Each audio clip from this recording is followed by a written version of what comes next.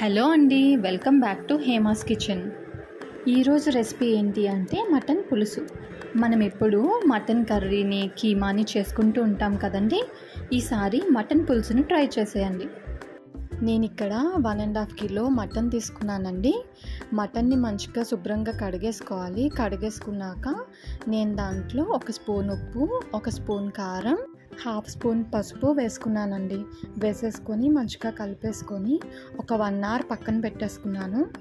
1 hour marination అయిపోయాక దాంట్లో 2 glasses of water వేసుకోండి. అలా వేసుకున్నాక కుక్కర్ పెట్టేసుకొని ఒక 5 విజిల్స్ వచ్చేంత వరకు ఉంచుకోండి. 5 విజిల్స్ వచ్చేసాక కుక్కర్ని ఓపెన్ చేసేసుకోండి. మటన్ అయితే చక్కగా కుక్ అయిపోయింది. నేను ఇక్కడ ఒక పెద్ద ఉల్లిపాయ ఒకటి తీసుకున్నానండి. చిన్న సైజ్ అయితే 2 ఉల్లిపాయలు తీసుకోండి. మంచిగా కట్ చేసుకొని పక్కన పెట్టేసుకోండి.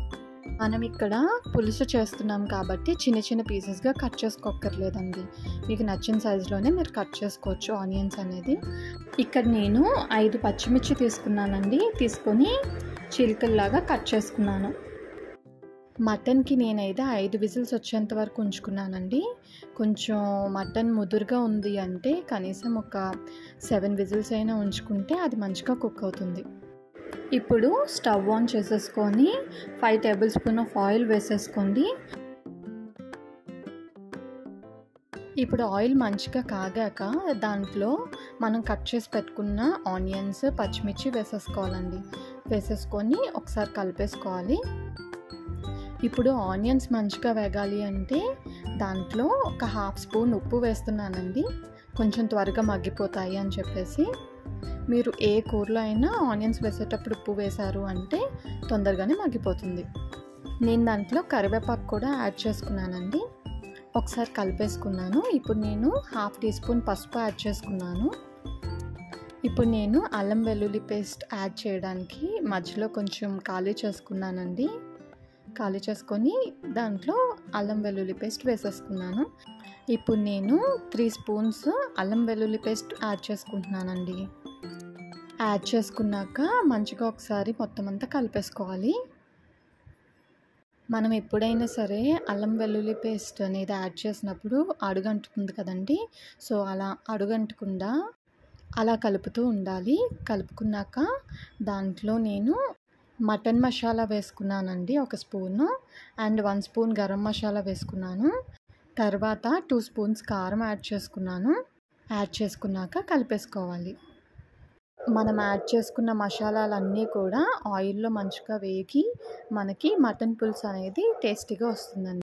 అలా వేగిపోయాక నేను మటన్ పీసెస్ని దాంట్లో వేసేసుకుంటున్నాను. మనం వాటర్ వేసి ఉడికించుకున్నాం కదండి మటన్ని.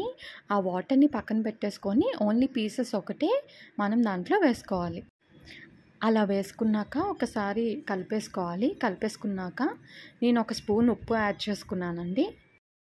ఇప్పుడు ఆ మటన్ పీసెస్ అన్నీ కూడా ఆయిల్లో కొంచెం వేగాలి. అందుకని నేను మూత పెట్టేసుకున్నాను. మంచిగా వేగిపోయిందండి. ఒకసారి కలిపేసుకొని మనం పక్కన పెట్టుకున్న వాటర్ని కూడా దాంట్లోకి యాడ్ చేసేసుకోవాలి. యాడ్ చేసుకొని ఒకసారి కలిపేసుకోండి. మనం ఈ వాటర్తోనే సూప్ని కూడా చేసుకోవచ్చండి. చాలా టేస్టీగా కూడా ఉంటుంది. పులుసుకు మాత్రం నేను ఇలా యాడ్ చేసేసుకుంటున్నాను. యాడ్ చేసుకున్నాక ఒకసారి మూత పెట్టేసుకోండి. ఒక 10 నిమిషాలు ఆ వాటర్లోనే అది మంచిగా మరిగిపోతుంది.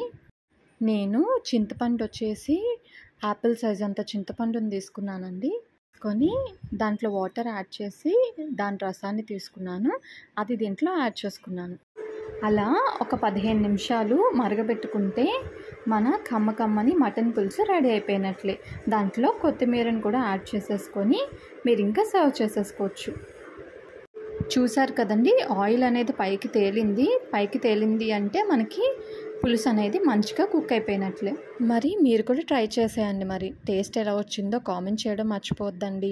మీకు ఈ వీడియో నచ్చితే లైక్ చేసి షేర్ చేసేయండి. Thank you for watching. Subscribe చేసుకోవడం మర్చిపోవద్దు.